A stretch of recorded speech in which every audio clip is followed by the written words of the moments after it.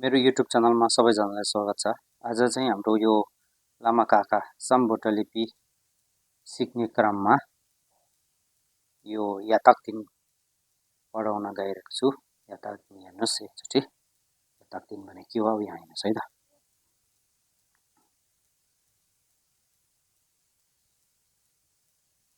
या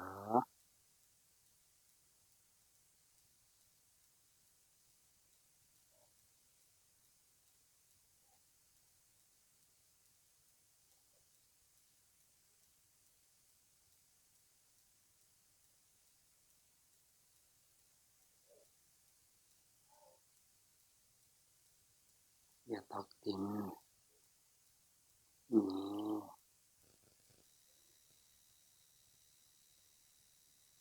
यसरी लेख्ने याताक दिन। यो याताक दिन भनेको चाहिँ हाम्रो या जोडेको 7वटा अक्षर हो। यहाँ हेर्नुहोस् है एकचोटि। यस्तो गर्ने यहाँ लेख्ने यो क्या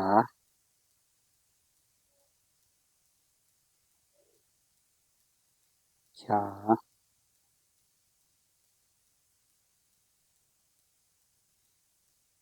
या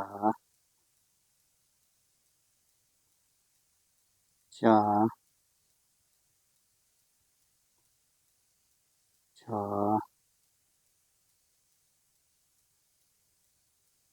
च्या न्या यो यहाँ याताक दिन। मैले याताक दिन कम्प्युटरबाट लेखेर राखेको छु। अब एकचोटि यहाँबाट सिकौँ। याताक दिन राम्रोसँग सिक्नुहोस्। हेर्नुहोस् है त। अब यो लेखेको चाहिँ याताक धुन्नी भनेको। अब यो तपाईहरुलाई अहिले पहिले पढिसकेको साथीहरु छ भने त तपाईहरुले बुझ्नुहुन्छ यो लेखेको अक्षर। पहिले नपढेकोहरुको भर्खर सिक्नेहरुको लागि चाहिँ यो पढ्नु पर्दैन, कुरा मात्र सुन्नुस्। यो चाहिँ याताक धुन भनेर याताक भनेको चाहिँ 7वटा हुन्छ। याताक धुन्नी भनेको याताक 7वटा ता भनेको। याताक भनेको चाहिँ या जोडेको अक्षर हो। या जोडेको, यालाई चाहिँ या जोडेको हुनाले याताक भन्छ। अब याको छोटो रूप चाहिँ यस्तो हुन्छ, यसलाई चाहिँ याताक भन्छ। यहाँ हेर्नुहोस् है। अब नेपालीमा भन्ने हो भने चाहिँ या जोडेको 7 अक्षरसँग मिल्छ। यहाँ हेर्नुहोस् है। याताक र याको चाहिँ जनै जनै काम चाहिँ उही हुन्छ, तर उच्चारणको हिसाबले चाहिँ अलिकति फरक हुन्छ। अब यो उच्चारणको हिसाबले यो नेपालीमा योलाई या भन्छ, या। तर हाम्रो यो लामा अक्षरमा चाहिँ लामा छेउमा चाहिँ यो या भनेर पढ्नुपर्छ, या। तर काम चाहिँ एउटै भए पनि उच्चारण अलिक फरक हुन्छ, त्यो चाहिँ तपाईहरुले ध्यान दिनु होला। अब यो जुन अक्षरमा या जोडेको छ, यो या अक्षर जोडेको छ, यो या जोडेको भनेको चाहिँ यो जोडेको हो। यो यस्तो घुमाएको, यहाँ यो जोडेको काको मुनिको यो घुमेको यो जोडे छ भने यो चाहिँ या जोडेको जस्तो सम्झिनुपर्छ। त्यो भनेको चाहिँ यही हो भनेर सोच्नु। या जोडेको छ भनेर बुझ्नु। जुन अक्षरमा यो जोडेको छ त्यसमा चाहिँ यो या जोडेको छ भनेर बुझ्नु। अब यो या जोडेपछि चाहिँ नेपालीमा भन्यो भने चाहिँ यो या जोडेको जस्तो हुन्छ। अब यो चाहिँ स्कुल पढेको र अलिकति लेखपढ गर्न पहिले सिकिसकेका साथीहरुले छिटो बुझ्नुहुन्छ। अनि भर्खर सिक्ने अरु अक्षर केही नजान्ने, अब पहिले पढ्न अलि मौका नपाउनु भएको, अनि भर्खर सुरुदेखि काका सिक्ने आमाहरुको लागि चाहिँ यो त्यति हेर्नु पर्दैन। म त्यसको लागि चाहिँ यहाँ सिधै भनिदिन्छु। यहाँ हेर्नुहोस् है। अब यसले चाहिँ क्या भन्नुपर्छ, क्या। कामा यस्तो जोड्यो भने क्या भन्नु पर्यो। यहाँ हेर्नुहोस् है त। क्या भने क्या। खामा यस्तो जोड्यो भने ख्या भन्नु, ख्या। अनि ज्या, च्या, च्या, छ्या, यो छ्या, च्या, न्या। मैले यहाँ नेपालीसँग लेखेको छु। यहाँ हेर्नुहोस् त। क्या, क्या। नेपालमा यस्तो काममा यो झुन्डेको छ भने क्या भन्नु पर्यो, क्या। खामा यो या झुन्डेर छ भने हेरै ख्या भने पढ्नु पर्यो ख्या घाममा यो झुन्ड्यो भने चाहिँ घ्या भने पढ्नु पर्यो घ्या पामा यो या झुन्डेछ भने छ्या भन्नु पर्यो फामा या झुन्डेछ भने चाहिँ छ्या भन्नु पर्यो छ्या छ्या पामा यस्तो झुन्ड्यो भने झ्या भन्नु पर्यो झ्या झ्या मामा यस्तो झुन्डेछ भने न्या भन्नु पर्यो अब यो चाहिँ फेरि यहाँ हेर्नुहोस् है त क्या ख्या ग्या च्या छ्या च्या न्या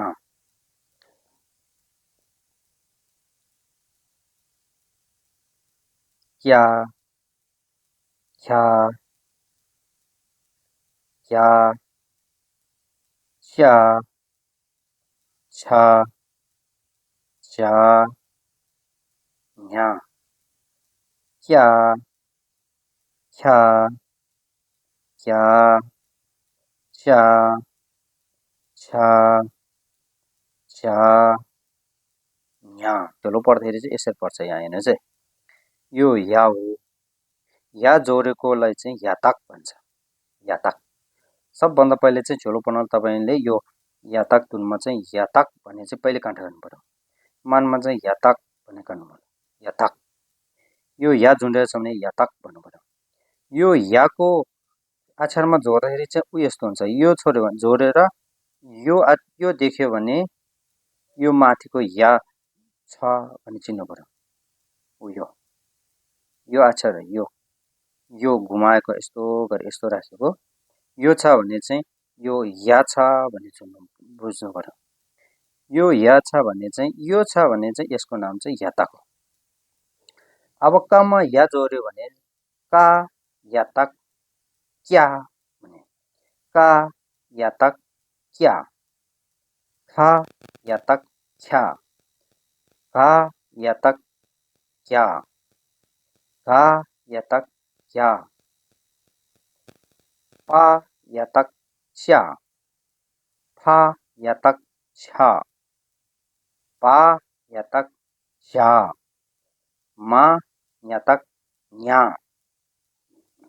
का याताक क्या खा याताक ख्या घा याताक क्या पा याताक च्या फा याताक छ्या पा याताक झ्या मा याताक न्या अब इङ्ग्लिस र नेपाली जानेको हाम्रो मित्रहरू साथीहरूले चाहिँ यसरी पढ्नु पर्दैन है सिधै पढ्यो हुन्छ यस्तै क्या ख्या ग्या च्या छ्या झ्या न्या क्या ख्या ग्या च्या छ्या झ्या न्या क्या ख्या ग्या च्या छ्या झ्या न्या नेपालीमा पनि मैले लेख्छु यहाँ हेर्नुहोस् है यो क्या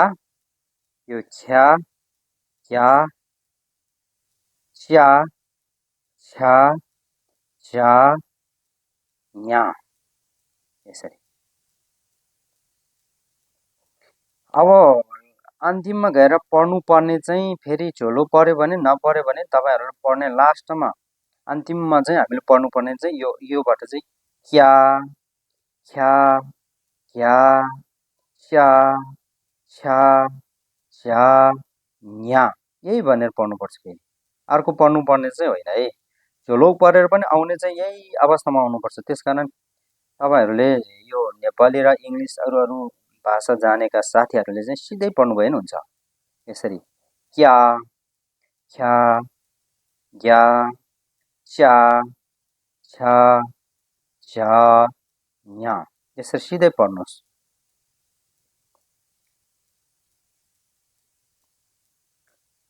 झुङा पर्दाखेरि झुङा भन्छ हाम्रो झुङा भनेको चाहिँ छेउभित्र भएको धारानी मन्त्रहरू देउताको मूल मन्त्रहरू देउतालाई जनाउने मन्त्रहरूले चाहिँ हाम्रो धारानी मन्त्र भनिन्छ अनि धारानी मन्त्र भनेको चाहिँ हामीले गाउँघर भाषामा चाहिँ गागिक गागिक भनेर भन्छौँ।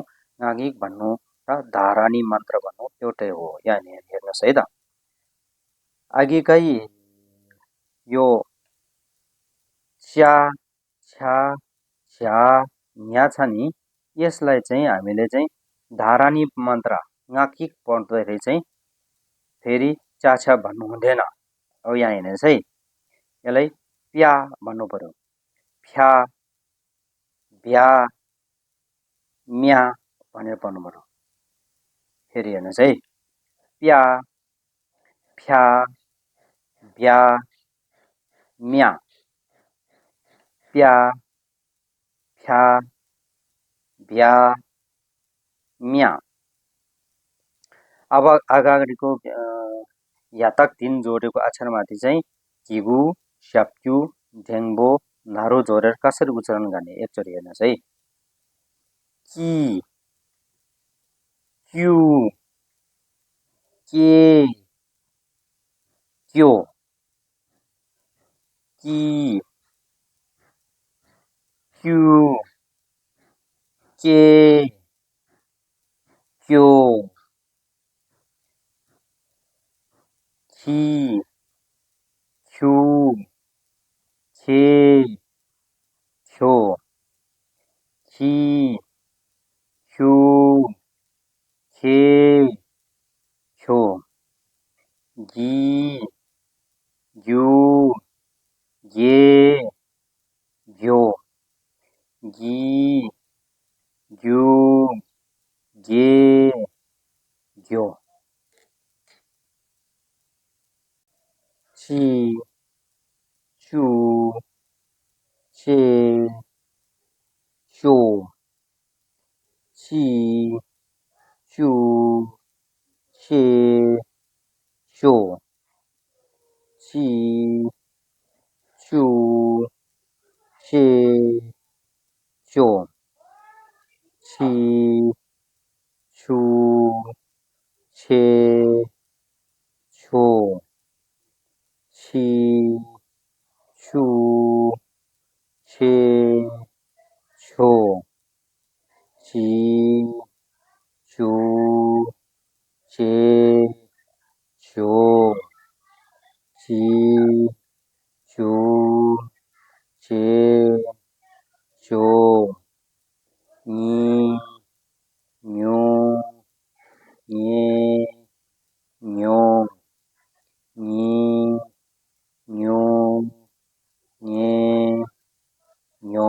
अब यो धारानी मन्त्र पढ्दाखेरि चाहिँ यसलाई चाहिँ यसरी पढ्नुपर्छ है। धारानी मन्त्र भनेको चाहिँ गागिक हो। गागिक पढ्दाखेरि चाहिँ अलिकति हाम्रो लामा अक्षर जस्तो नपढिकन नेपाली जस्तो गरेर पढ्नुपर्छ। यहाँ हेर्नुहोस् है, पि प्यु पे प्यो, पि प्यु प्यो पे प्यो, फि फ्यु फे फ्यो, फि फ्यु फे फ्यो,